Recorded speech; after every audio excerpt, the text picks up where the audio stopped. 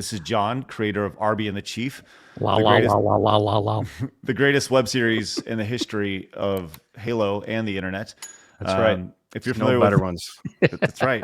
If you're familiar with Machinima back in the day, it was one of the perennial series, and still is. Just it's still ongoing, and it's fucking awesome. And I love having John on. And now we have Marty below us, who worked on Halo. So I wanted to open up the floor to you, John, and just let you guys have a wonderful, intimate conversation for as long as you guys want to go. Listen, Marty, I'm a big fan. Okay. But Okay. I'm not gonna drone on about it. Okay. But we've covered a few things already that you've talked about. So I'm wondering where to start off, and I think I would just start off by saying thanks, man, for all the work that you did on Halo. I mean, I'm sort of familiar with your other work outside of Halo. Halo's the main one, and I just think your work on that is excellent. Thanks. And it was a lot of work. Every once in a while, I go back through, the files or I've got boxes now that I'm looking at, and I'm like, oh my gosh, no wonder I'm full of gray hair. I mean, there was so much work just on Halo alone. The 5 Halos that we made over a 10-year period. Just the amount of work that it takes to put something like that together is daunting to look back. I don't have I know I no longer have the fortitude to jump into something like that. It's just so much work. You said something there. Sorry, John. Sorry, go ahead. Marty said something there that immediately caught me off guard. 5 Halos in 10 years. Yeah. And you're seeing these games now that have 4, 5, 6, 8, 10-year development cycles. And I think that says everything you need to know about the video game industry right now. That you guys, you pumped out, 5 of the most classic games in history in a decade. Yep. So sorry, John, continue. Well, I was just going to say, I like that someone like you is in a position with Bungie, like beyond just a composer, like you were saying, you're audio director. You are in charge of all things audio. That includes casting, I would assume, on a technical programming level, how maybe certain trigger volumes get implemented to trigger a certain, piece of music to start or stop. And I like that you have such a distinct focus on what the player is experiencing beat by beat throughout all the games. And you really want to score or not score like every single moment, because sometimes silence works, sometimes just a single note works, sometimes you got to go big.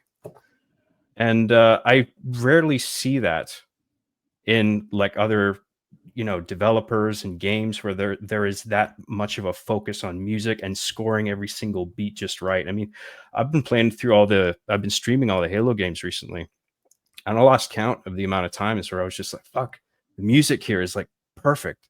Like the use of it, not just the quality of it, but like how it gets used, when it gets used, how sparingly, or when to go big. Like you just really nailed it. And I'm wondering, like, what do you think about that lack of focus on music nowadays? Like, do you feel like that's not existent anymore? Well, I gave a talk a year ago at some a game conference in Poland, and it was, what is an audio director? And I'm thinking I'm probably going to go back and make a video out of that, because I realized as I was doing the talk, as I was preparing the talk, when I say what is an audio director, it is actually what did I do? That's what I should be saying. What did Marty do? Because nobody else does it. And that's not an ego thing. I did the role I had as audio director, I thought was the best way to make the best use of all audio and be subservient to the game itself. So everything in audio has to be subservient to what the game is and what the fan, what the player's experience is. And then I started seeing other people say they're audio director, but they didn't do what I did. They didn't have the same role.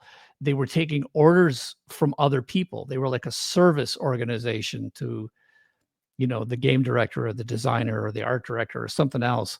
And they were just doing what they're asked to do. And for years in the game industry, I would go to game developers conference and I'd give a talk. This is how we did Halo. And I would be like, hey, if you want to know why Halo's successful, I can give you at least my perspective on the part that I did. And I'm sharing with you the keys to the kingdom. So, do this and you'll be successful. And then I'd go back and I'd start playing some of the games that I'd see people do. And I'd see that they'd hire an outside composer, give them a list from a spreadsheet of like, we need, 20 minutes of walking around music and 10 minutes of battle music and 15 minutes of scary music. It was just a list. And then somebody else would implement it and somebody else would mix it and somebody else would make decisions about it. And then somebody else was doing sound design, and it wasn't in any way, the person who was doing the music had nothing to do with the sound design. And the person who was directing voice actors had nothing to do with the writers. And the people who were casting had nothing to do with the voice directing. I mean, everything was compartmentalized and split up. There was no overseeing person who had a creative vision for the audio. So even if you have multiple people working, when it comes to things that are coming out of the speakers and how it affects the gameplay and the player, you want to have an art director for the visual and an audio director for the audio. And I was like, I cracked the code. Just do it this way and you'll be successful. Nobody does this. I'm telling you, Right. other than in smaller indie game companies, none of the big game companies, none of the AAA or AA companies do it that way. And I think it's a huge mistake. And I can tell immediately when I'm playing the game that the composer never played the game. It's not the composer's fault. They were given maybe some concept art. I can tell that the sound designer didn't work with the composer because they're stepping on each other. I can tell that the designer who maybe implemented some of the audio or the music didn't actually even work with the people who were the creatives behind it. So there was no communication. I can tell just by playing the game. So Yeah. I look at this and I go, I feel like I might be a dinosaur, but I also feel like I was sort of a unique, one of a kind, extinct dinosaur because nobody did it the way I thought was the way to do it. Yeah. So Did you ever I know feel that spread? probably sounds very egotistical, but what I'm saying is I feel like I discovered the right way that, so because I used to say, look, if you like the audio, I'm going to give credit to this amazing team that I have. If you don't like the audio, that's my fault. And Right. I don't think other audio directors can say, yeah, that's my fault. They're able to point the blame at other people and say, well, I didn't do that. I didn't implement it. Yeah. I didn't have to do, I wasn't in charge of, the programming and the tools. And because I would go to my programmers and I would say, hey, I need a tool so I can do this, this, and this, and I can make the music change based on these events because I knew it was going to be better for the player. And I would play through the levels with the designer and say, okay, what's your goal here? What do you want the player to feel at this moment? And what are the branching points and where can we go with this? And we would experiment together. But very few audio people are that intimately involved in the creation of the games anymore. And I can tell when I play the game. And you really like that too, right? Like, did you ever felt like spread too thin, like juggling too many balls, where you're just like, Well, like I've got too much only to in do here? yeah, only in hindsight when I look back to my boxes of I'm like, Right. how did I do this? But I never really felt spread too thin. I felt like I had a responsibility to the player. I wanted to always, because audio is one of the first things you see when you put a game in. You see something and you hear something, and then when you stop playing, it goes to black and it fades out, whatever it is. So Yeah. I want to know, what is the player's experience through that whole, from the moment you turn it on to the moment you turn it off? What is the player experience, and how can I make the audio enhance your experience the entire way through? And there's so many different ways you can move through a game. But and this is why we had things like seamless transitions into loading screens and seamless transitions into cinematics and out of cinematics. And these are all these little details that I felt were important for the player experience.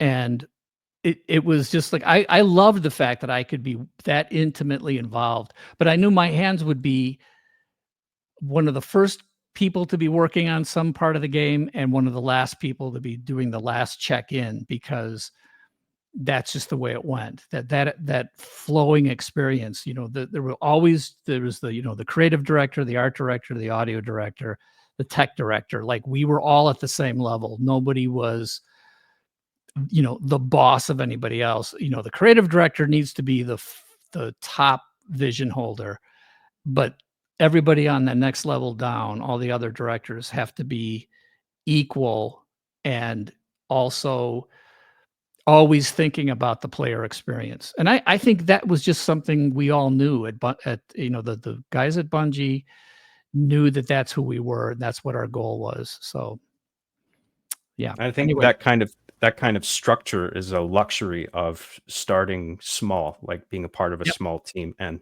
this gets to something else that I wanted to talk to you about, is just this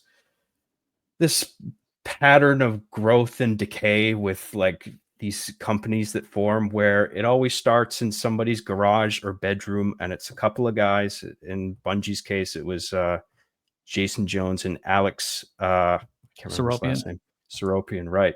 Just two dudes, totally comfortable with each other, willing to rip on each other, walk into each other's rooms, invade each other's spaces. Hey, what are you working on? I'm working on this thing.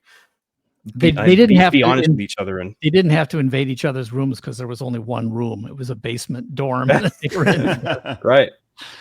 But yeah, they work their asses off. They're willing to put in crazy hours every day to get something made, and they did with, a number of projects leading up to Halo, and then that took off. Halo 2 was the biggest product on the market. And a company grows and grows and grows, and then it doesn't have that same family feeling anymore. And then you end up with a sort of Tower of Babel situation where all these different, collections of people all working for the same company all sort of lose any sense of cohesive vision, and accountability is lost, and people tend to pass the buck, and the focus and care for the final product just sort of dissolves. And then the leads go, the creative leads that were there in the beginning, who like do so much of the heavy lifting, and it's just like, you can't just get rid of those people, but they leave and they get replaced with more corporate types who really don't know where to take the franchise forward or how to make it exciting or compelling. And it's just like, do you think this is just an inevitable thing with companies like growing, and then they have their heyday and then they go away? Like, was there something in the development of Bungie where you witnessed like, God, if we just did this one thing differently, we could have stopped it going downhill in the way it did? Oh yeah. Yeah. I have, my alternative timeline.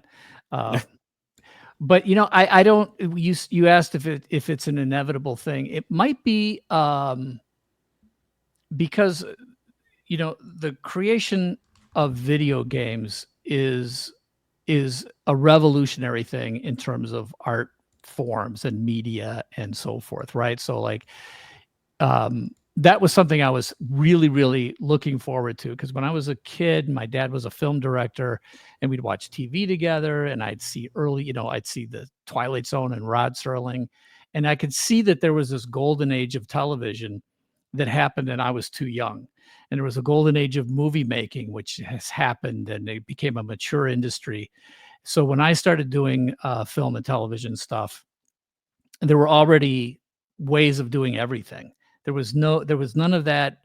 This is a new medium, and there are a bunch of pioneers just trying stuff out. And I was like, oh, that's too bad. I missed it. I missed the age where I could be a pioneer and, jump into the Wild West and have fun.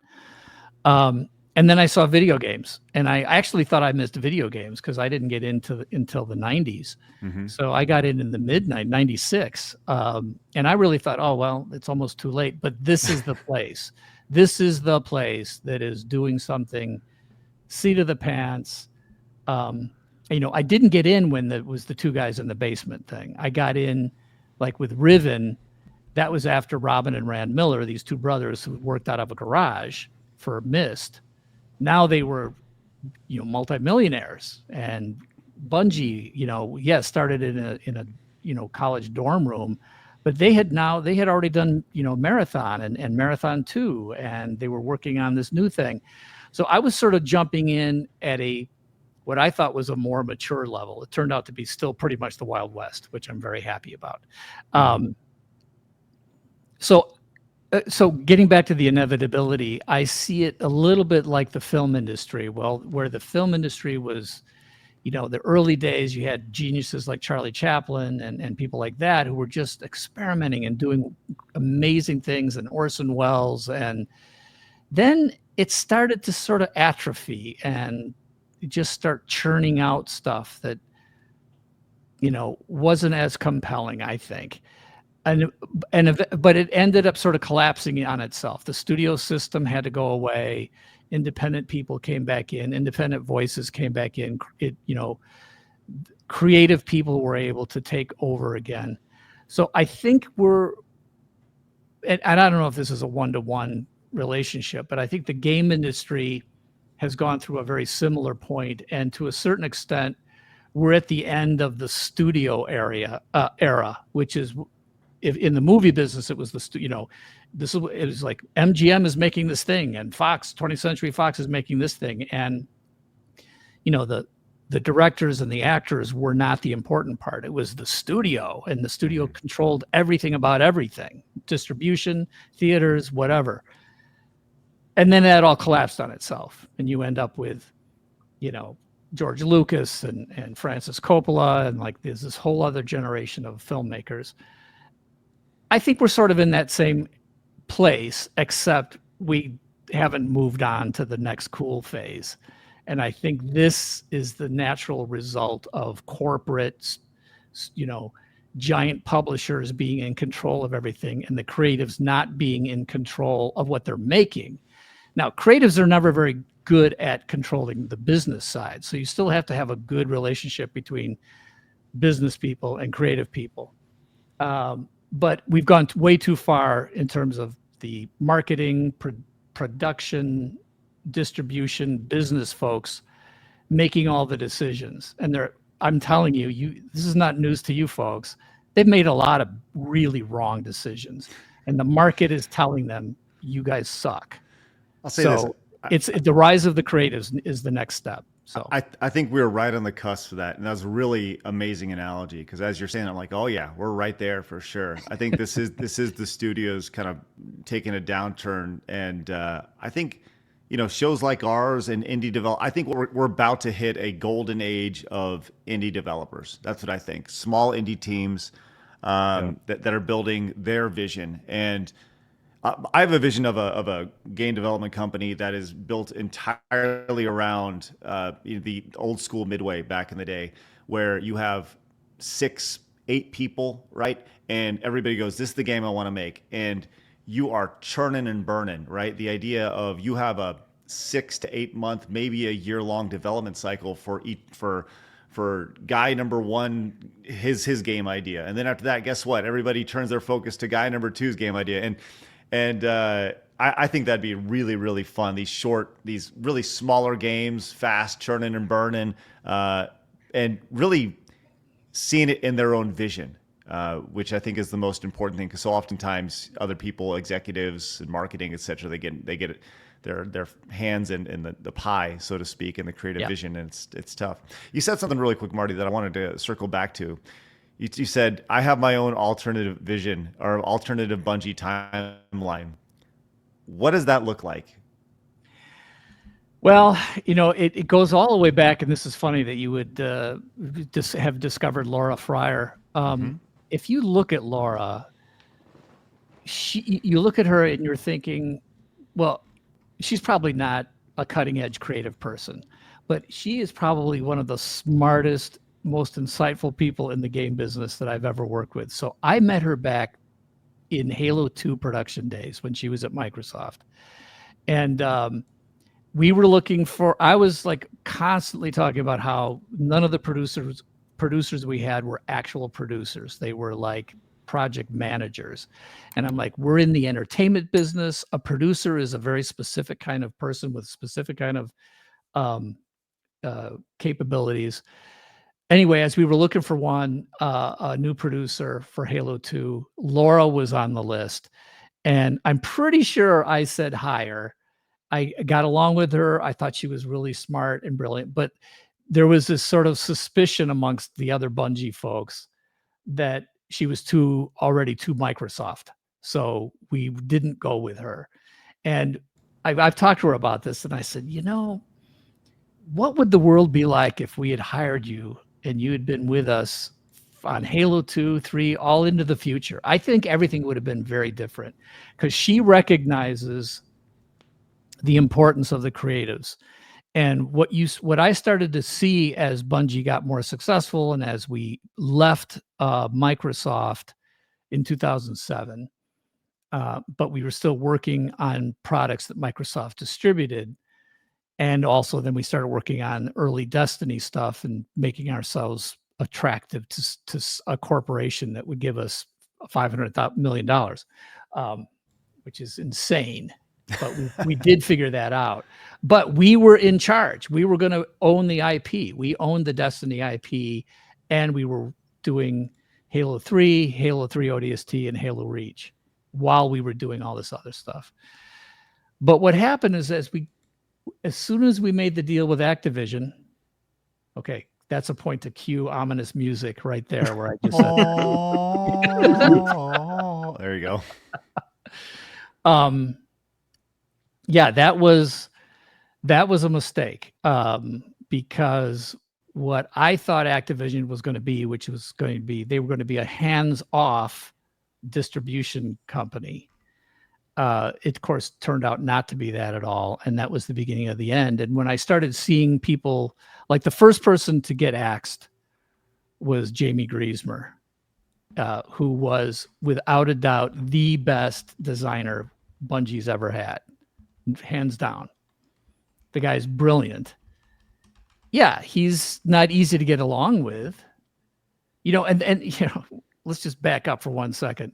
One of my favorite attributes that people like to throw around for game teams is like, oh, well, this person's a team player, or this person isn't a team player. And I'm like, don't give me a team player. Are you kidding me? A team player, you might as well just say a yes man, right? Right. You want someone iron sharpens iron. You want somebody like when I would argue with Joe Staten, it was unbelievable. This kind of thing. I would argue with Jamie, it was this kind of thing. I would argue with Jason Jones or Marcus Lato. All different kinds of personalities, but you want people who are passionately believing in their vision, but who will be able to talk to you so you can come up with something that's even better if possible. Or I would change my mind and say, oh my God, you are right. That is the way to do it. You don't want a bunch of team players. Like, what in the world? That's corporate speak. It has no meaning. Now, you don't want, passive aggressive people. That's the worst. Passive aggressive is the worst. But anyway, my alternative timeline is when I started seeing the people who had the most flaming passion: Jamie Griesmer, Marcus Lato, Paul Bertone, Joe Staten. Like when Joe Staten was the one that left into 2013, that's when I realized, oh God, yeah, I haven't been paying close enough attention. It took a few years for these 4 people to be gone from Bungie. And I say gone. But I knew I was next. I thought, oh yeah, there is a sort of a corporate pressure plan to extinguish the brightest lights of Bungie. And that's when I knew it's like, well, there's no hope for me and there's no hope for the future. Sorry, Paul McCartney. But I'm not kidding. Why do you think that was though? Well, I think it's a combination of greed, jealousy, and just corporate stupidity. It's wrong think. It's like somehow you get into these mindsets that like these people are outliers, they're troublemakers, they're disruptors, and it's like, yeah, everything you just said means they're creative. Like that's what you want. You want the creative people to be in the mix, mixing it up, causing problems sometimes. But if they cause problems, they're also willing to solve problems, and their solutions are better than the milquetoast approach. But for corporate leaders who come from a Microsoft trained corporate thing, they want smoothness and they want homogeneity, and then things become vanilla and safe, and like the edginess goes away. I mean, and you guys notice this, right? I mean, you're out there playing the games. Like, what happened to the edginess? What happened to the cool factor? Right. Am I right, 100%. John? So I want to hear from John on this. Like, do you agree with me on this? Oh, absolutely. And what you described about like you and Jason or whoever having shouting matches, I mean, I totally understand that. But you are comfortable with each other to do that because you both know that you are trying to make something exceptional, and you are. And it's like we're getting stuff done. And it's just like sometimes it needs to get a little bit heated so you can make your points clear, I can make my points clear. And then it's like, let's synthesize this. Let's use this. There's some negative energy here, but we can forge this into something positive here. But I feel like nowadays, if you were to like videotape a clip of that, and then it goes on Twitter, people would be like, oh my God, this toxic workplace or such and such, why can't people just get along? It's just like, no, you don't get it. Shit was actually getting done before. And it's like we're shouting each other, but we're actually friends, or at the very least, we're just very functional colleagues that are comfortable enough with each other to actually dig into each other and say, you're fucking this up. You need to do it this way. Okay. Like there's real utility in that is not respected. So yeah, and I'm friends with all these people still. So like, I mean, Joe Staten and I could not be more opposite politically, but creatively we worked together, we argued, and we got the stuff done. And it was, in my opinion, it was always better than if it had just been Joe or just been me. There was something about the two of us together that has legs. It was better. It was better than either one of us could have done on our own. Mm-hmm. And you don't have to agree to be friends, for goodness sakes. Like, so you can still be friends, and you can be colleagues, and do really good work. Period. Because the work was always the most important thing. So, yeah. That's always something that stood out to me about Bungie is, and I've heard you talk about this before, is it having and maintaining this independent, rebellious spirit while being sort of a Microsoft branch. It was sort of riding the line amazingly well, where, it had the Microsoft thing in the background, but it was functioning, and it was sort of self-contained, and you guys were a family, and you were getting stuff done, and it was good. Well, I want to give some credit to somebody who doesn't get as much credit as he should, and that's Ed Freeze. So if you know anything about the history of Bungie and Microsoft, I don't think any of this could have happened without the actual personality of Ed Freeze, because he was a total Microsoft corporate dweeb, right?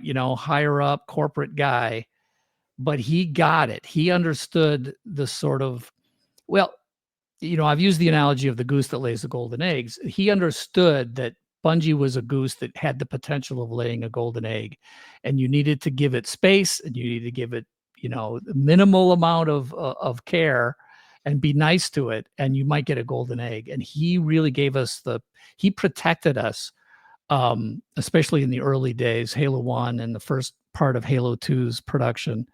He protected us from the corporate overlords at Microsoft who were 100% clueless about what we were doing.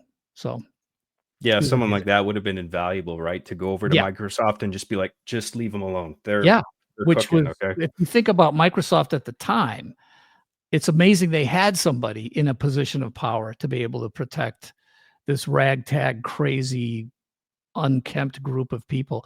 Now, I wasn't ragtag and unkempt. I was Marty the Elder even then. I was the mature family man who, I wasn't one of these 25-year-old crazies. I was like a 40-year-old crazy, but but Ed was so essential to Bungie's success in the early days, which put Bungie on the right trajectory. So yeah, he needs to get more credit. Yeah, and regarding the corporate bloat, I mean, yeah, it's such a shame. It must have been so depressing to watch that happen as you described, and across such a long period of time as well. Like it's just a slow burn. Yeah, it was a slow thing, and it was when I start to see it happening, and I saw my four lights of Bungie get extinguished. I knew I was on my last days, and I think a couple months before I was actually fired, and I knew it was probably coming. We had a brand new, we had this building, we had everything we needed, we had 600 employees or something, and we had our own elevator going down to the parking garage. And so I'm in the elevator. I told this story before, but I'll tell it here. I'm in the elevator. Some guy comes into the elevator. This is like 7:00 at night, and I'm leaving. And, I realized I didn't recognize him. And I said, "Oh, so, how long have you been at Bungie?" And he goes, "I've been here for 2 years." And I'm like, "Oh my gosh." And I've never even met this person. And I said, "Wow, that's amazing. It's nice to meet you. I'm Marty O'Donnell. And, it's great to meet you. I don't know how we've missed each other over 2 years." And he goes, "Oh yeah, what do you do here?"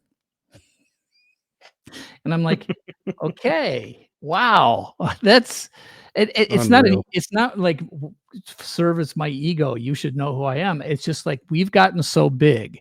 Yeah. That somebody could be working here for 2 years. I don't know them, and they don't even know my history. They know nothing about what I've contributed to this actual company that they're working for. And I thought, yeah, it's time for me to go. Right. Yeah, I understand that. Yeah, I don't the corporate gigantism is really I find it so destructive, particularly like it's just so noticeable nowadays. Like one thing that turned me off about Microsoft recently was their giant $69 billion acquisition. And it became obvious at that point that for Microsoft, it was just about being the top dog in the industry. It wasn't about delivering quality experiences and a bunch of like a few, I think at least 2 or 3 like valuable studios that they purchased have since shut down. Like I think Tango Gameworks made Hi-Fi Rush. I think they've sort of reformed into something. I'm not quite sure what's happening there, but it's just like, you guys just want to be at the top of the pile, and this is all it is to you, and you're just getting in the way of like good products, Well, I mean, to me, I look at this and I say there's new distribution channels. There's all the tools are out there for, like Craig's talking about, like a smaller, company team of, with smaller teams of people making cool stuff. I think that's the only hope as we go forward, is for things like that to happen. And frankly, okay, here's my next most controversial thing to say. I hope Sony and Microsoft collapse under their own weight. I just do. A lot of people are thinking that, to be honest. If they can't change their ways, and they probably can't, because big corporations don't last forever. I mean, just go back in time and look at how these things go. They eventually just get in their own way too much. And okay, sure, you got $69 billion, so you can buy everybody in the world. How is that good for the game industry? I just don't see it. I just don't see that that's the solution. So, yeah. No, I agree. And by the way, let me just quickly say this. This is not me saying, "Oh, I want to see a bunch of people lose their jobs," because I've lost my job. It's not the worst thing in the world. Start another company. Like, people don't lose their lives, right? They lose some comfortable job that they have, and maybe it's not good for them to be comfortable in their job. Maybe they need to be a little bit, desperate, and find some other desperate people and do something cool that has a chance of changing the world, right? So like all these comfortable people and all their comfortable jobs. I have no sympathy for them. Sorry, I just don't. Well, I mean, there certainly is something to working without a safety net. And oftentimes that's what sparks the best creativity is, you talk about having, just being comfortable. You get comfortable, you got your 401k, you got your insurance, you got your snacks in the break room or whatever, you got your parties in the evening, whatever, right? But when the way I see it, we've had 14,000 people that have been fired from the video game industry in 2024. 14,000 people, right? To me, that says there's 14,000 people out there that should find a way to start up indie studios and start up creating games in their own vision, right? And see if they can sink or swim. So. Yeah, I don't like the elimination of the attempt at eliminating friction from all corporate environments. Because like if you put a bunch of brilliant people in a room together, like there's going to be some disagreements because you're dealing with a lot of extreme personalities and they're all stubborn in their own little ways and they'll rub up against each other. And like the idea of letting go of like key creatives and, visionaries because they're a little difficult to work with, sometimes. By the way, I was like out of that the 5 that I talk about, I was the 5th one, which means I was the easiest to work with, at least compared to the other 4. Right. Well, you said something, Marty. You said they're disruptors. It's like, that's why you bought the company, because they're a disruptor in the industry, right? So, right. It's amazing. And I think the corporate idea is just like, well, we can replace them. And it's just like, no. You don't know what this specific person, like they've been here since the beginning. They have such a fundamental understanding of the franchise. If you lose him, you're losing a major pillar underneath the whole project. You don't see it. You just see it as one guy that can be replaced by some contractor or somebody, like it's a shame. There's no doubt that the big corporations see the people who are doing the work as completely fungible. Like, when I first got hired by Microsoft, they were like, well, we don't have a position for you because we don't have composers here. We don't have audio direct, like, what is it you do? And I would describe to them and they were like, okay, well, we're going to have you in this slot of audio engineer. And I'm like, no, you're going to make a new slot because I'm not going to be in some pre-existing slot. And they're like, well, at your salary level, you have to be called a dev. And I'm like, okay, then make me a dev. And they're like, yeah, but audio devs only work on, machine sounds. And I'm like, look, you're going to have to figure this out. If you want me to be here, and everybody at Bungie still wants me to be here, this is in 2000, right? So we're talking 24 years ago. Yeah. You got to change your system. But even something as simple as like, okay, yeah, you're audio director, we're going to pay you $1 gazillion, and because you're worth it. And of course, trust me, I didn't get $1 gazillion, but they had to pay me like their best dev position. But because it didn't fit into their pre-existing system, they were too lumbering and stuck in their ways. They couldn't make the change. And that was like, okay, we're only going to be at Microsoft for a limited amount of time. In my head, I'm like, we got to take advantage of all their money and their distribution and the fact that we're going to be an Xbox launch title. And then we got to get the hell out of Dodge because these people will never get it. And I maintain to this very day, Microsoft still does not get it. They will never understand what it is to be a company that makes entertainment. They just do not understand it, period. Mm-hmm. Yeah, I know what you mean. I had a similar kind of experience at Machinima, and I felt lucky working remotely from Canada. So Machinima was based in Los Angeles, and there's a description of some of the meetings that happened over there between like the business corporate types in the company. It's just like, fuck, I'm glad I don't have to go up to that meeting because that sounds cringe and boring as fuck. Like I just wanted to focus on my scripts and make the funniest show that I could. And they largely left me alone. And very occasionally only would I have to like, talk to a producer about, certain ways to execute the show or whatever. But so when did they go downhill? How did they get corporate? Oh, like in the mid 2010s. Wow, that's pretty quick. Yeah, they just got so big and bigger and bigger, and they started making partnerships with these movie studios and making content that was all of a sudden outside of their original wheelhouse. Right. Like they're called machinima.com, but they were branching out into all this live action stuff. And I felt like I was one of the very few people still with the company actually doing the thing that it says on the box, if you know what I mean. You know, Right. like Yep. There was a rush making movies with real-time engines. Sorry, go ahead. Oh, sorry. I was going to say during that time there was a rush that early 2010s going into the mid 2010s where and I was a part of it with Screw Attack. These companies, these multi-channel networks were being gobbled up because these larger companies, these Disneys, et cetera, they were looking around at AT&T at this new internet thing. There's this new form of content creation. And so they'd go in and buy up these multi-channel networks. And Machinima, John, I think I've told the story before, but like at Screw Attack, we had a conversation with Machinima about them potentially buying us. And they were like the biggest assholes I've ever met in my life. It was like one meeting and I was out.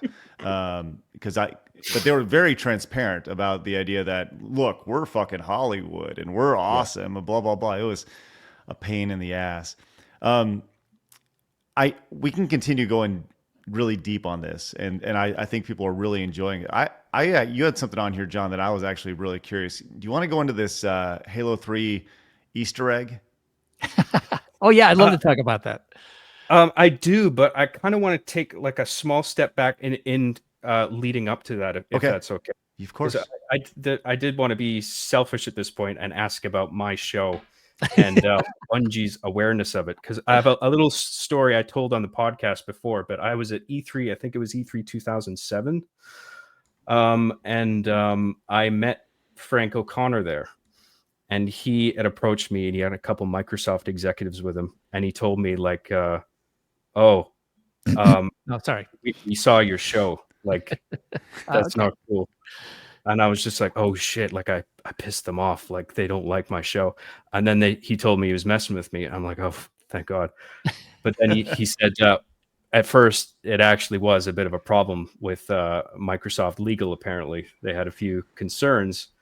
And then apparently Frank or somebody at Bungie had to be like, just let him. It's fine. We like fan content, that sort of thing. We think he's making fun of the right thing. It's crude, but I think like we know where he's coming from. Can you tell me anything about like the company's awareness of my content and just like edgy sort of machinima content using Halo? Yeah. So first of all, I'm gonna take credit for this. I was the one who went to the very top of Microsoft, and I'm like, damn it, you're gonna let Chief versus RB, whatever it was, RB and the Chief go because it is great and over my dead body. Are you gonna try to censor this in any way? So I'll and anybody who wants to argue with me about that is welcome to.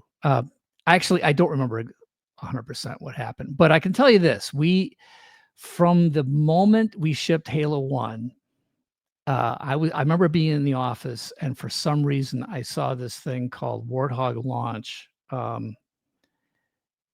which was this is before YouTube, right? And so there was this guy who was local, believe it or not, to Seattle. Oh my gosh, I suddenly can't remember his name. Warthog Launch.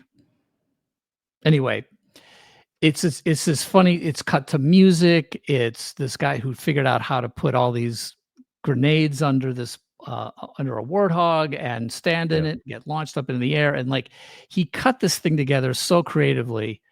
And I sent it around the office, and I said, look at what the fans are doing. Look what this one fan is doing. So, we brought him into the studio, we supported it, and we immediately, this is the one. This guy who uploaded it, though, that's not the guy who did it. Oh my gosh, it's so horrible that I can't remember his name. I remember this video. Yeah.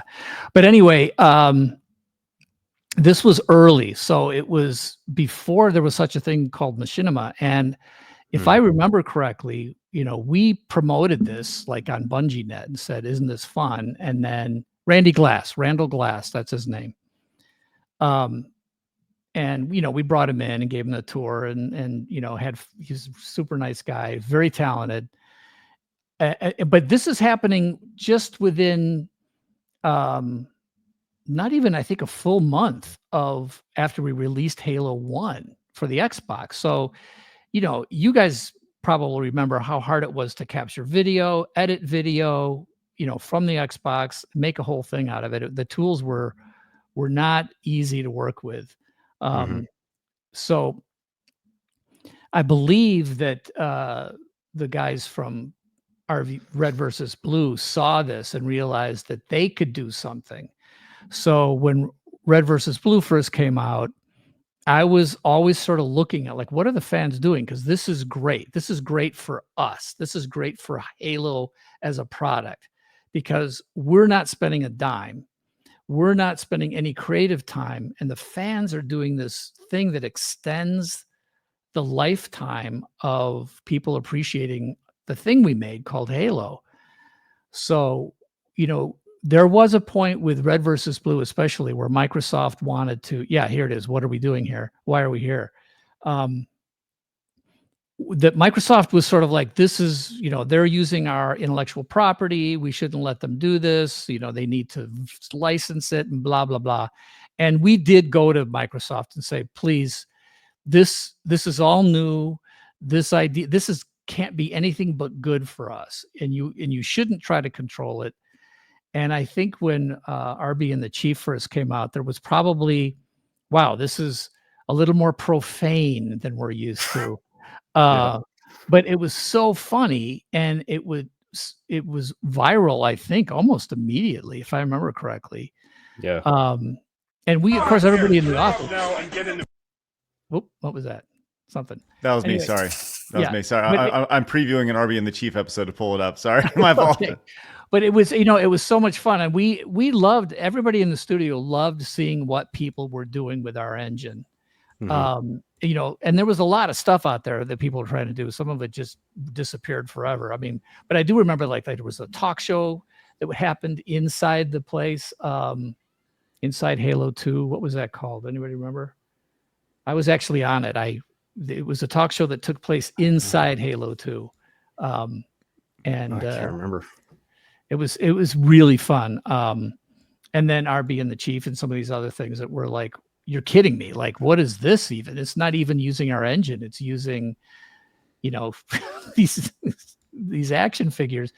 It was like, Halo meets Mr. Bill. It just was cracking us up. I mean, it really did. It cracked us up. And the fact that you were using the Microsoft computer generated voices, right, for some reason even made it funnier in your script.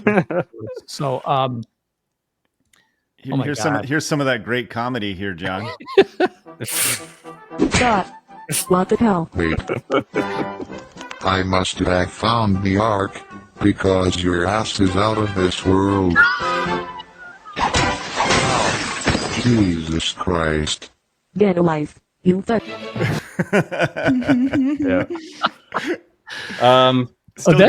By the way, that's the exact Cortana action figure that I think when I showed it to Jen Taylor, she was like, I mean, we got Jen Taylor, the voice of Cortana, to come in, and we showed her the original art for Halo 1, and it was like, it's based on Nefertiti, and it's, it's almost androgynous, and, it's see-through, and, it's not, you're not really naked. And she was like, yeah, okay, fine, good. And then, as the Cortana character kind of evolved over the years, and I showed her this action figure, and she goes, oh, boobs.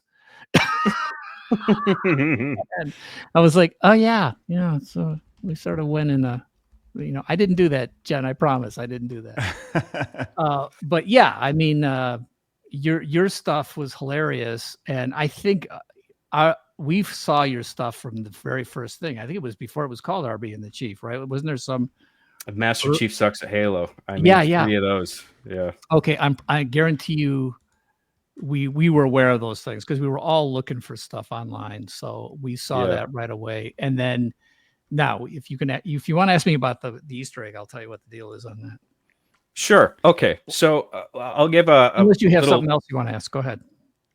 John, how does that make you feel knowing that they were watching your stuff while working on this game? There was like a reciprocal relationship here. Oh man, it's awesome. I mean, I figured that's what was happening. It's just nice to have it confirmed. But like I was aware that there were like Bungie community posts, and one of them was like, I remember one of them was referencing my show, and the post was titled "Do not watch this video," I think, and it was like all caps, ended in a period.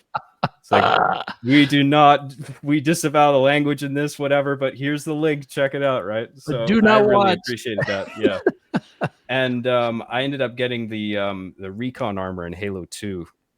Based off of the second episode that I put out, which was called Recon, where Chief concocts a plan to get the army or the armor from Bungie by sending a manipulative, provocative email saying that he like faking cancer, basically. And that got me the armor. And then the first thing I did in the next episode was just made an episode where Chief wears the armor and gloats about it to everybody online, saying, "Haha, I have the armor and you don't." Like, it worked out so well. Right. All right, let's talk about this Easter egg here. Right, yeah. So in Halo 3, there's a campaign mission near the end called Covenant. And you approach the Citadel near the end to stop Truth, and you blow up these scarabs. It's a 2 scarab fight, and then you grab a Hornet or a Banshee, and you fly up to one of 2 sides of this structure. And what I assume is happening is that there is a trigger volume on either side that you can stand in and stop and wait. And one trigger volume on one side will play, I believe, some MIDI music that you had arranged for that what didn't end up getting used in the final game. And then on the other side, there are lines uttered from a Microsoft Sam voice. Saying lol lol and referring to guitar wank, which is a hilarious term. I have an idea of what that might be, but I'm wondering if maybe you can elaborate on that and how this got implemented. Okay, so the piano music is from Myth 1. So it was composed in 1997 and shipped in Myth, and it's called Siege of Madrigal. And the story on that was when I first played that for Jason Jones, and I said, this is the music that's going to play behind this one set of narration. And he goes, "Oh man, I don't know, piano music? I don't know." And I said, "Jason, trust me on this. You know, this is one of those arguments." But he wasn't super strong, but he didn't think piano music was going to fit in the Myth game. And I said, this is going to have a really important moment emotionally. It's going to really tell the story. Trust me, it's going to be good. And he goes, "Okay." And it turned out to be like one of the most favorite pieces for everybody who played Myth. So we developed it. It was in Myth 2. And then I started using it as an Easter egg. And I think the first time I used it as an Easter egg was in Halo 1. And it was just like you had to go to a very obscure place to find it. And then we had a little trigger volume. And if you stood there, it would start playing. And it was just this little homage and a sort of a dig at Jason. Like, "I told you, Jason," that kind of thing. Right. So by the time we did it on Halo 1, we did it on Halo 2. And now here we are in 2007. And at the very end of production, we're doing the Easter eggs. And I got to figure out where to put my Siege of Madrigal piano music Easter egg. I flew whatever those things were, Hornet up to that thing. And my rule was always that you had to get to some obscure place that's hard to get to and not die. You had to be able to continue the game from the point of the Easter egg. Right. So I found this spot that was similar to a spot that was in Halo 1. And, you flew there and you got out and you walked up to this one spot. And then that's where the piano music would play. So I went to my guys, Jay and C. Paul. And because I wasn't the person who physically put the trigger volume in I didn't have the tool. The Jay had that tool, right? So I said, "Jay, here's where I want my Easter egg, and put it here and do that." And they were my guys. They always did what I asked them to do, and they knew that it was time to put the Easter egg in. And then they decided on their own to make their own Easter egg and not tell me or anybody else about it. And so they're the ones who, it was Jay and C. Paul. And that's why I think one of the lines is, "Marty, we're going to get fired," or something like that. So that became a tradition where on Halo 3, they did it. And then Halo 3 ODST and then Halo Reach, we had, I always would say, "Here's how I want Siege of Madrigal to be an Easter egg and how to find it. And then I knew that they were probably sneaking something else in. But by the way, I don't think I knew about the Arby and the Chief Easter egg in that spot for years. I mean, they didn't tell me they did it. And I waited until some fan put it on the internet, and I'm like, wait, what? What is this? And it was always funny for them to find out what they did. So they invented that whole thing. And I think it's really funny that they used your choice of whatever that Sam voice. Is that what it is? Sam? Microsoft Sam. Yeah. It's from Microsoft Windows Sam. XP. Yeah. So they did it completely because of Arby and the Chief, which was popular at the time. So that's why it's la la la la la and all that stuff. You guys want to see it real quick? Sure. Go ahead. Here we go. This is let's see. This is the Siege of Madrigal that you talked about here.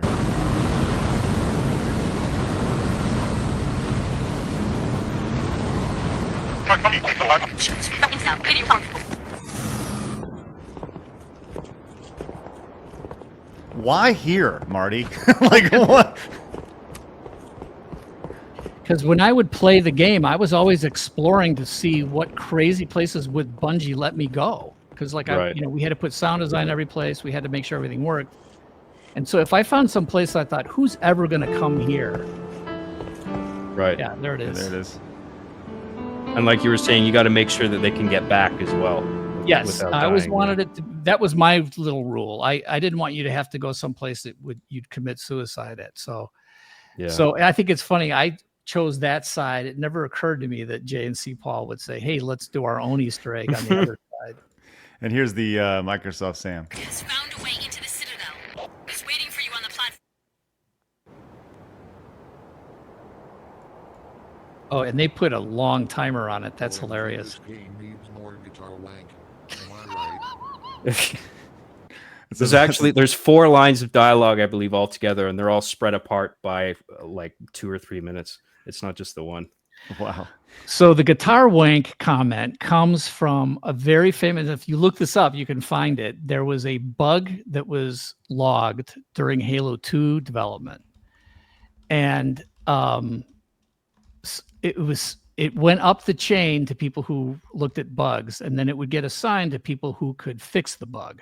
That's how bugs work, right? Mm-hmm. And this bug came up from some low-level moron.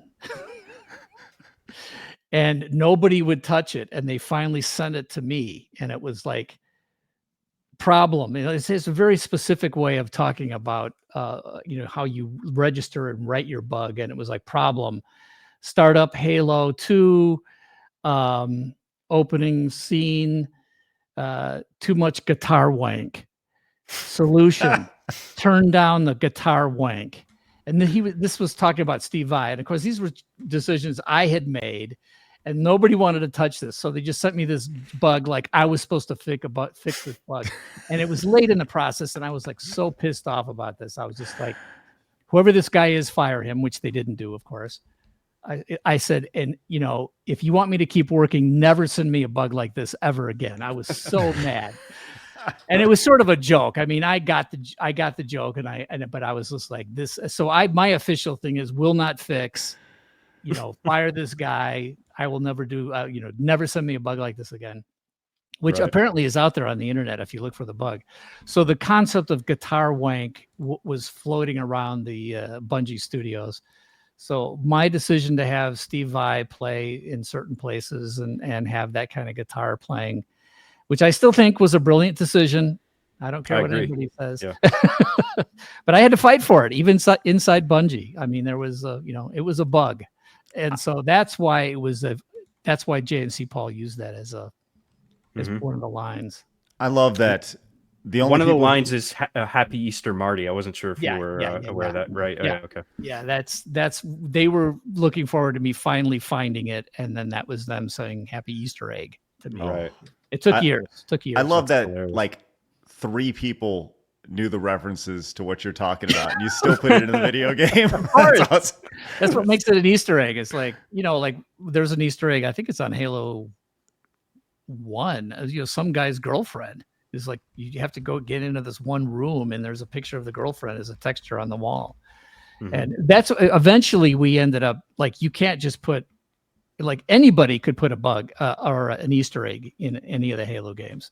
Anybody who was working on things could just sneak something in and no one would know about it. And eventually, you know, the corporate people got involved and they're like, you know, I think Harold Ryan, when we were independent, you know, we were still making Halo 3 ODST and Reach for Microsoft to distribute. And they wanted all the Easter eggs vetted and approved.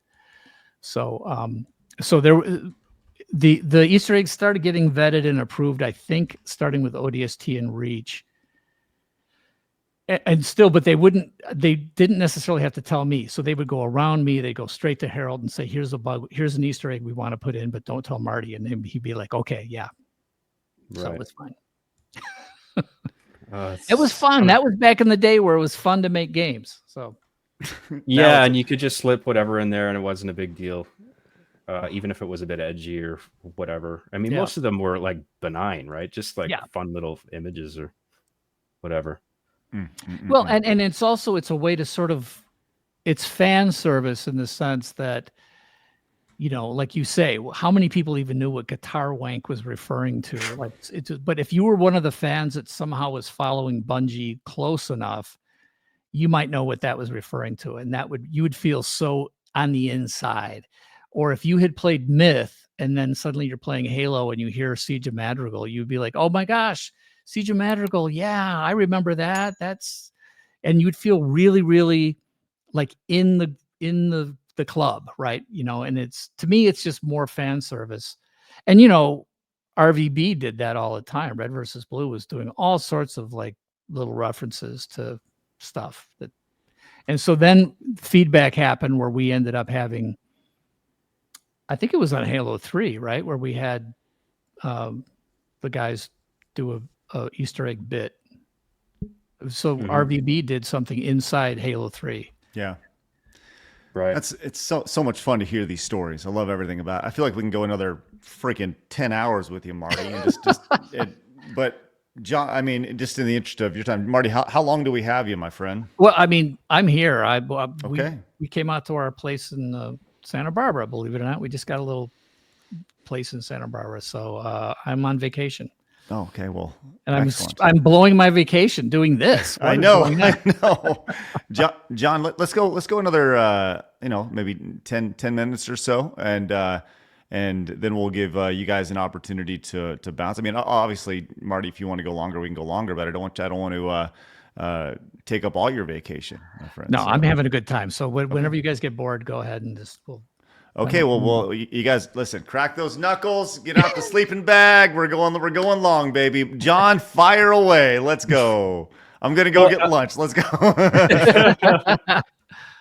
There was another thing I wanted to touch on because my show, RB and the Chief, actually did have quite a heavy machinima component as well. It was sort of half live action, half machinima. Okay, and with Halo 3 was obviously the debut of theater mode. Right. It gave you a free roaming cinematic camera that operated kind of like a real camera in very subtle ways with the velocity smoothing and this sort of punching in the right stick to like switch lenses essentially visually. In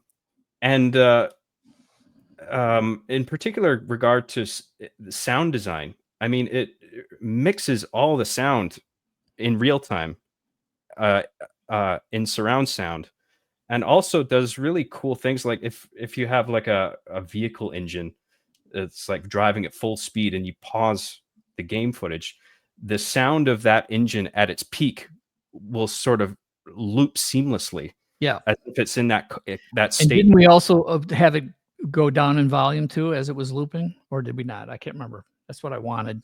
To my recollection, it stays at that constant volume, and it depends on how close the camera is to the object. Right. All right.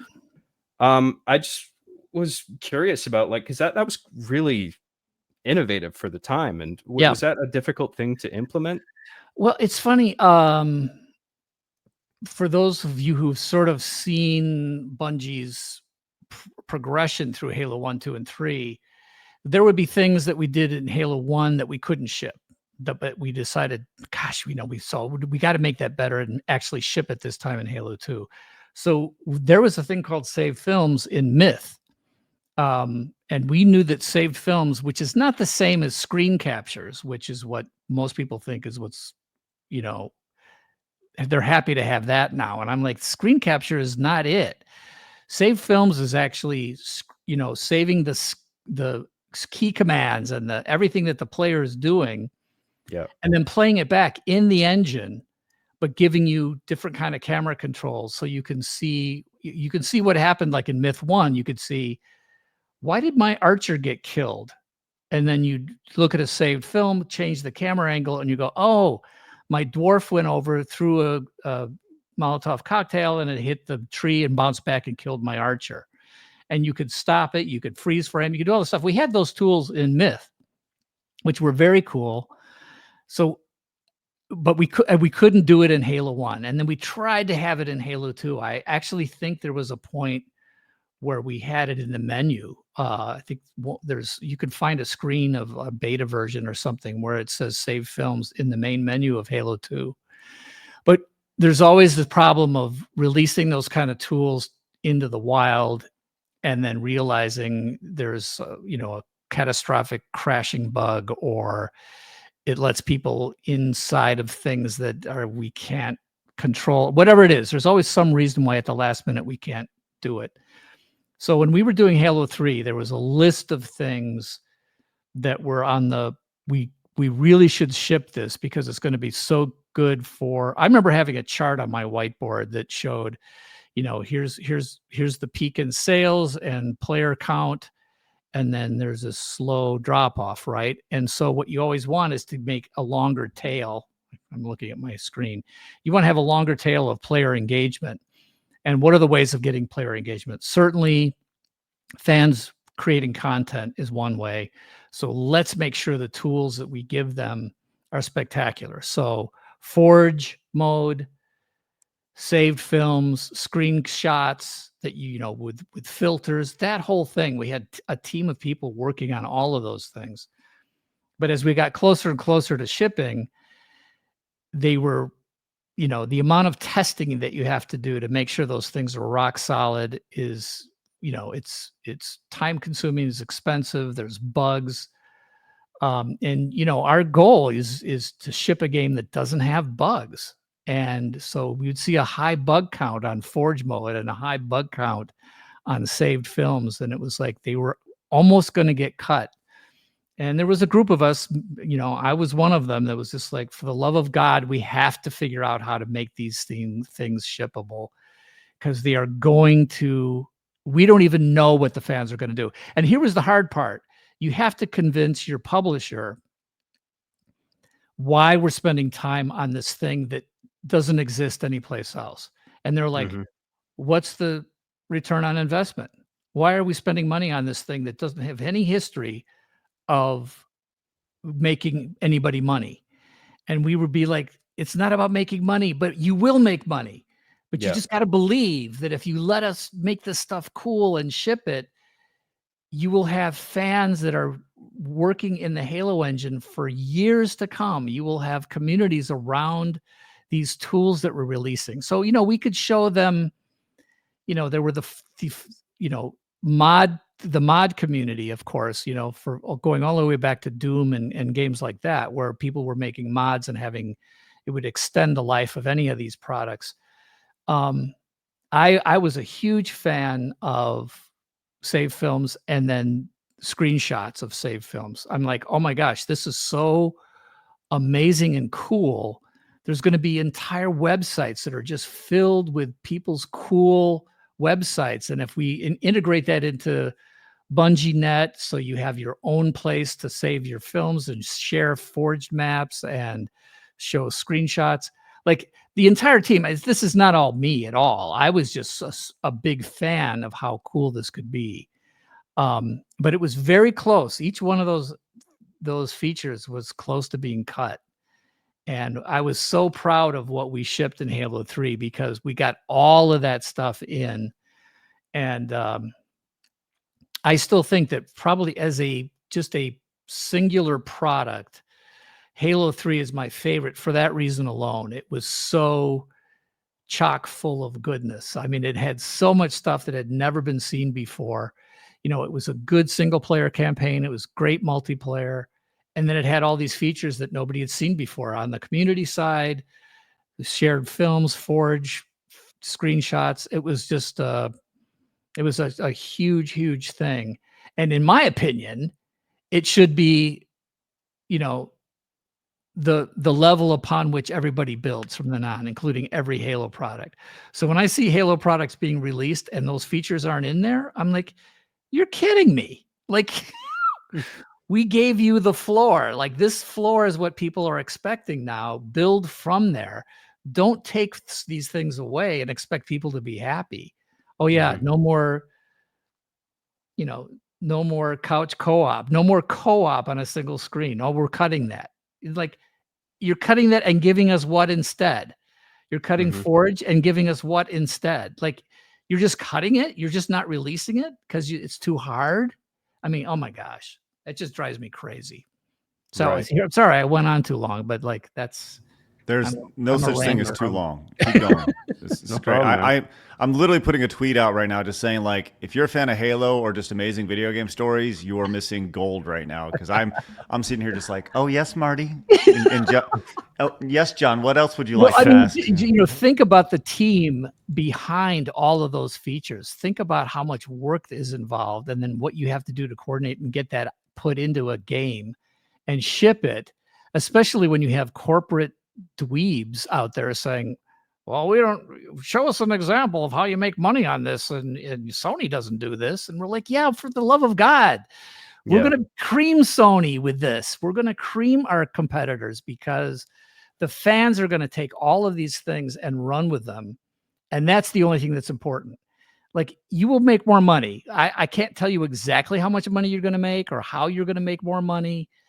You know what the exchange is, but if you have people spending more time in our game, that can be nothing but good. How do you walk away from that? So that was the arguments.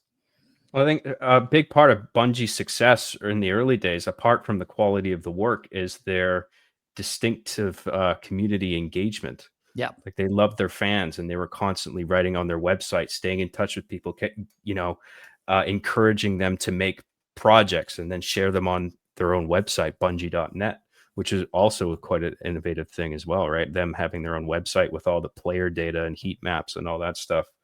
I don't see that kind of community engagement from developers anymore. Yeah. And, you know, the funny thing is the team that sort of invented BungieNet and then the seventh column, I think, which was allowed any individual to make their own basically homepage and share their own stuff and have their own things and their own pictures and their own forum threads. Like, we gave that to everybody who wanted it in BungieNet. And it was called the seventh column, and everybody could have one of their, you know, their place and bring their friends in or open it up, whatever it was. And I remember a few years after we had done that, and the guy's name was Zach Russell. He had started out as a tester, and then he moved up. He was a brilliant engineer, programmed this whole thing, had a vision for how it was going to work with the community team and the whole thing. And he came to me and he goes, oh, Marty, we blew it, because he says what we invented with the seventh column was Facebook. Yes. But we didn't realize it until Right. Facebook came in and just blew it all out of the water. And he was like, if we had just realized that we could have kind of rebranded it and not had it Halo and Bungie centric and just be this ability for people to do their own thing. He said, we invented Facebook before Facebook did. And I'm like, oh, Zach, I'm sorry, dude. Like, you're right, but too bad we didn't do it. So it was a shame, but it's true. I mean, you know, that was I didn't realize like that's really what he had, what they had engineered was essentially Facebook, but it was before Facebook, and we didn't realize how big that could be. You probably Yeah, wouldn't be talking to us today if that was the case. Yeah. You'd own Santa Barbara at this point.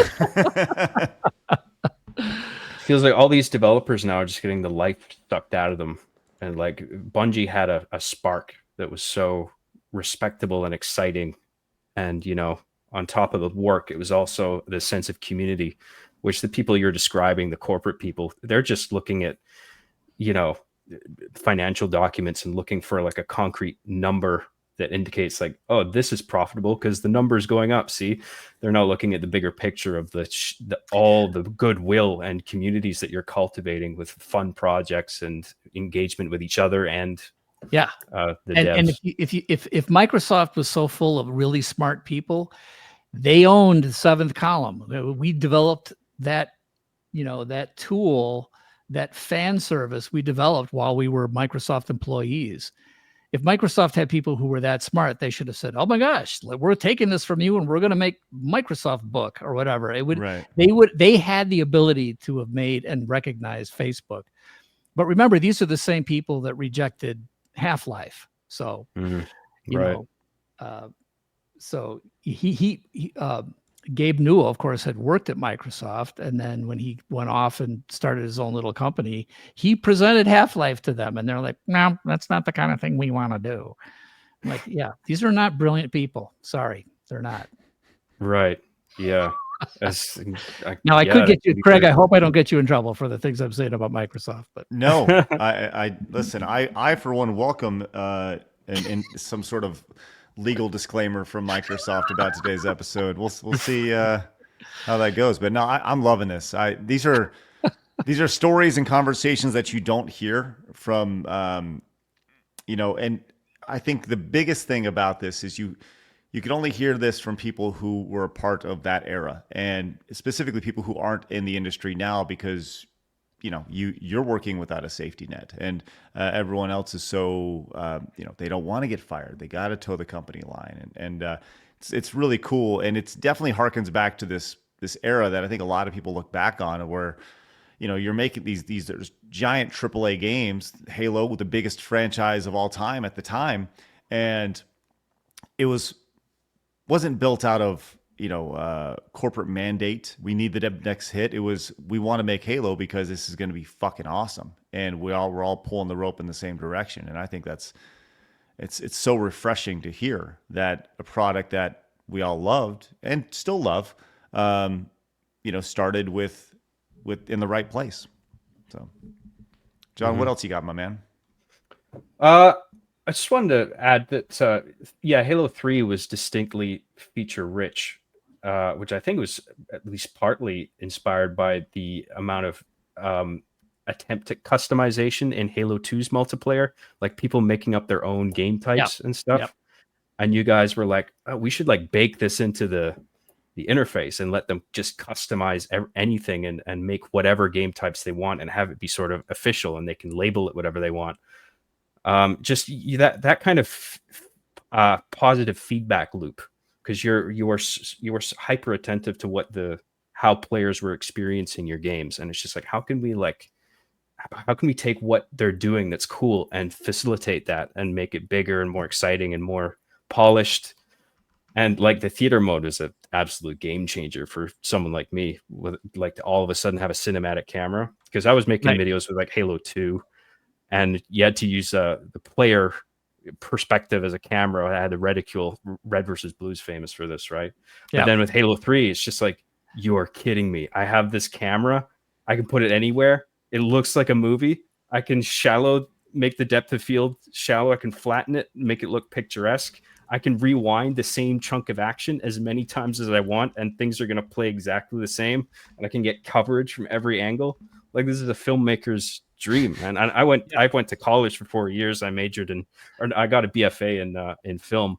Okay, and cool. I was just a kid in a candy store with that, man. So, well, I mean, I CJ Cowan and some of the other guys who worked on cinematics, these are the tools we had to experiment with and make the best cinematics. Because remember, and I still say that this is the best way to do things, is I think cinematic stuff should be in engine. I think all of your scripted things should be in your engine, because you can get in and out. You'd never take the player out of the environment that they're in.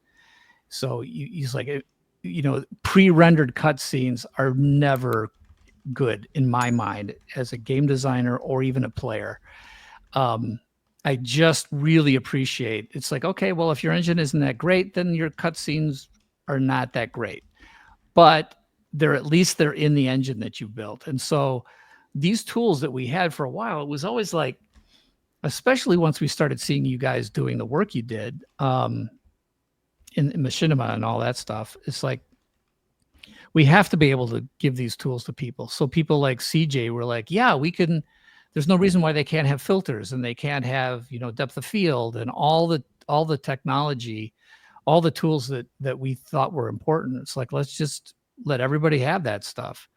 So, we knew that like I was saying before, the corporate people would say, what percentage of fans will take advantage of these things? And we're like, that's not the point. Right. Yeah. Because if one person out of 10,000 makes a piece of content using these tools, 10,000 people will consume it. Right. Yeah. It's not important who understands the tools. What's most important is how widespread this can go. And this is before people even thought about viral videos. They didn't think about communities of people sharing stuff. But we at Bungie knew that, like, if we give you the tools, there'll be a tiny percentage of people that get it and understand how to use it. And then there will be a huge audience to enjoy it. So, and that's the difference between people who understand what it is to create entertainment and people who just have no clue. People who just think about, well, we're a software company and we make software.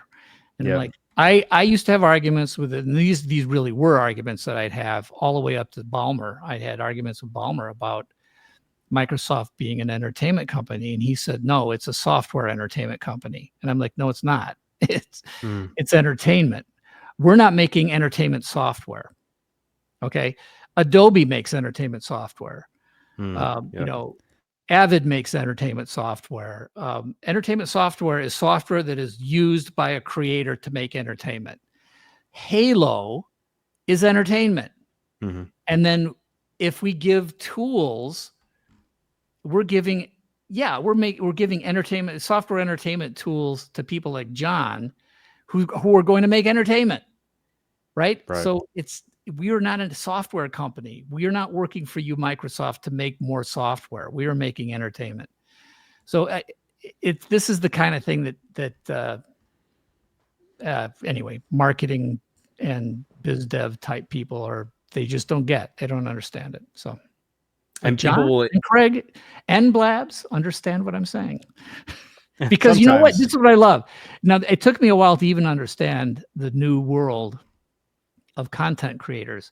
I went to I forget what it was. It was probably 5-6 years ago. I went to the DICE AIAS shows. And I've been going to those shows for a while. And there's awards and there's things. And Craig, we should talk about what awards are actually. But anyway, before we do that,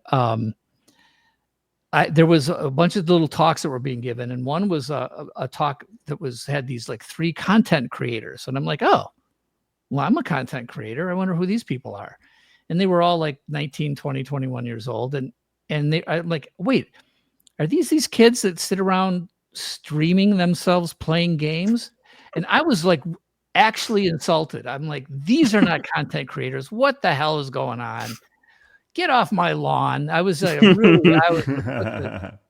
disbeliever. And so, I went to this talk and I'm like, well, these people are kind of interesting. What is this thing? And then of course, the smart people around me are like, Marty, this is the future. These content creators are helping to sell products, and they're really creative, and they do these shows. And of course, here I'm the guy who loved giving tools to the fans for them to make essentially content. But see, I didn't think of John and RVB and the Machinima folks. I didn't think of them as content creators.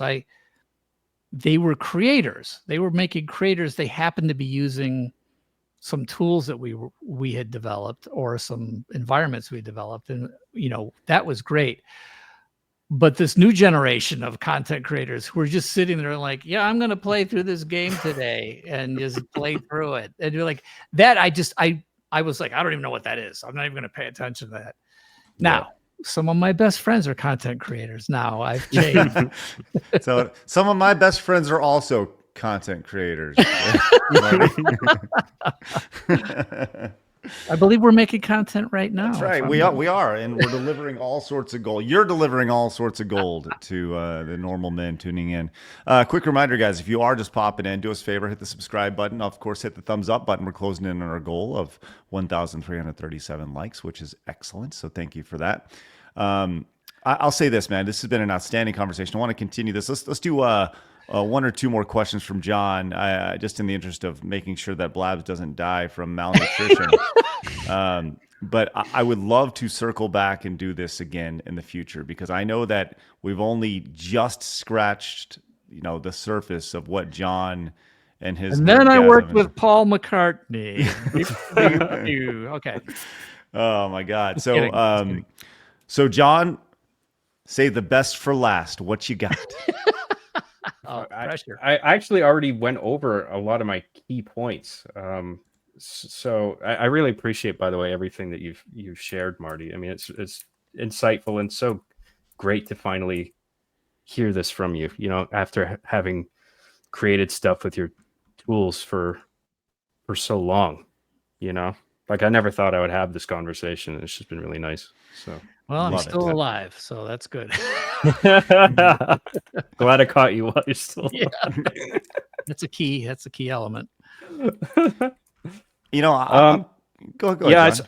I use I still make like R being the Chief and just entirely machinima like projects, and cool. I always use Halo Reach. It's my go-to. Oh, excellent. Game.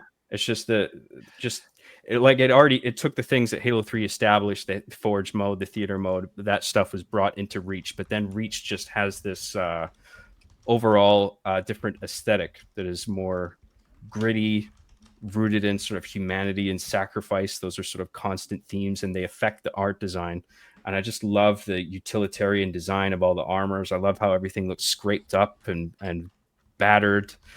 I like the selection of maps is really good in that game to shoot on, because it's a lot of sort of recognizable sort of urban environments that you can repurpose for your story. Like this is a school or a library or a police station or whatever, you know what I mean? Like it's a bit harder to do that in Halo 3, but with Halo Reach, it's just like there's such a array of maps for pretty much any kind of environment, and any sort of gaps that you can't fill with the built-in maps. You have the Forge mode to build some construct, whatever room that you need to fill, and then the sort of the varied landscape of just Forge World alone, and the amount of backdrops and shooting locations. It's just a dream to work with, and cool. There still hasn't been a game to surpass that tool set.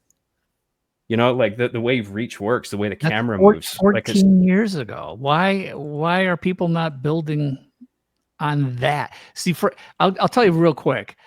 The thing that I used to emphasize, and I wasn't the only one, but it was whatever you ship in Halo 1, that's your base. Halo 2's got to build on that. And then whatever Halo 2 is, that's your new base, and you got to build on that. So you can never take features away. You always have to add to what you've already given the fans.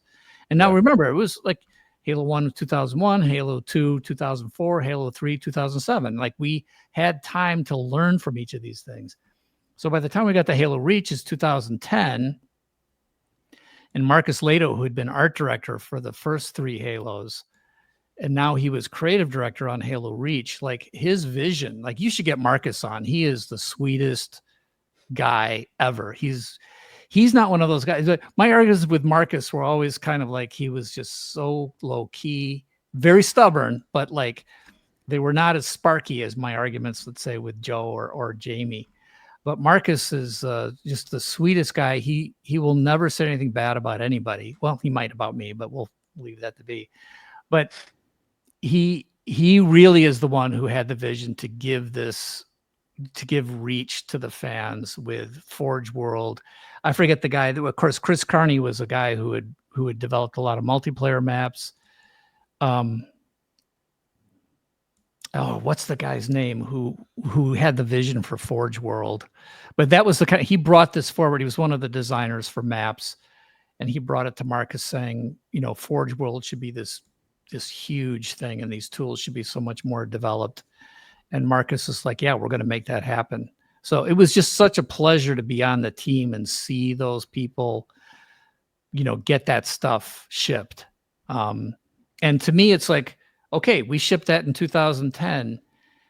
Every game in that sort of genre, in that area, should build on that. And the fact that everything seems to take a step backwards from that point, it makes no sense to me at all. I don't think there's any excuse. You can't say, oh, well, the technology and the graphics are too difficult now. And it's like, look, don't just throw more polygons on the screen and better frame rate if you're also taking away Forge and save films and the ability to create and give people control over cameras. This is why I look at all these games today and they're like, oh, yeah. You just push this button and you'll get a saved film. And it's like, it's not a saved film. It's a screen capture video. Like you can't do anything with it. Am I right, John? You can't break a camera away. And what games can you break the camera away and do stuff with right now? Right. Yeah. Very few. Are there some? There are other games that do it, but the camera doesn't work in the same way. It doesn't have the velocity smoothing, which is really subtle. But for me, it's like, it's huge. Because it makes the camera behave like a real camera, as opposed to like moving around a camera with WASD controls, and it goes from 100 to 0 instantly when you lift your finger off the key. Like that breaks the immersion for me. Nobody's paying attention to the potential of a filmmaker using the tools to do something with it, and that's what we were doing. We were saying, we're going to give these tools out to people who maybe are in film school and are going to do something interesting with it. And nobody is because they don't see the return on investment. There is nobody behind it. So Craig, get your new company going, get some teams out there making this stuff. The tools are there. Yeah, I know. I'll tell you what, I just need a few $1 million of investment to make that happen. So, well, it's interesting that being here. Marty, you can be our audio lead, which we get. It's interesting that being the audio case. lead. Okay, audio director. I don't know. That's the. I'm the idea guy, right? I'm just but yeah, John, go ahead. But you'd think that being the case, it's interesting that that's the thing. But photo mode in a lot of games is a huge thing now. Yeah, like, it feels like every game has a photo mode where you can break away the camera and pose it. But like Halo put particular focus on making the camera filmic to make it behave in a certain way that felt like an actual film, which I can't get enough of. I mean, that's just perfect, and no other game has topped it. And the idea of CJ Cowan and Lee Wilson and some of the other guys who, were part of making, I'm guaranteed we're part of that conversation. You should get them on and talk to them about it. And the idea of saving game data as opposed to video data, I mean, is brilliant just for the space saving alone. Of course. Yeah. Like, it's a fraction of the storage, because it's just like you were saying, it's just input commands. It's basically just a text document that gets loaded in, right? Yeah. Video, like if you want to save 1080p, just a clip is, Yeah, I mean, we could. The thing is back in the day, right? I mean, we couldn't even have uncompressed audio because it was too big of a footprint in terms of stuff that it took up. And the same thing with, like, why would we do pre-rendered cutscenes? They were huge in terms of data, and they were inflexible. You couldn't, once you pre-rendered a cutscene, you couldn't change, the fact that there was plasma scoring on the wall, or you were carrying a sniper rifle into the scene, or all these things that kept you immersed. But at the same time, it was also a savings of huge amounts of data, because capturing video is gigantic. A gigabyte of something was, ridiculous. I mean, this is, sometimes you could be so much more creative when you are constrained. You look at, Atari games, you know, on like 12 bytes or whatever they were. Yeah. But to me, it's like, it's just too simple now. It's like, oh, we got these giant terabyte hard drives, so just push a button and we'll do a 1080p capture of video. And I'm like, okay, well, you're dumbing down what was actually good. Pay attention to why this was good.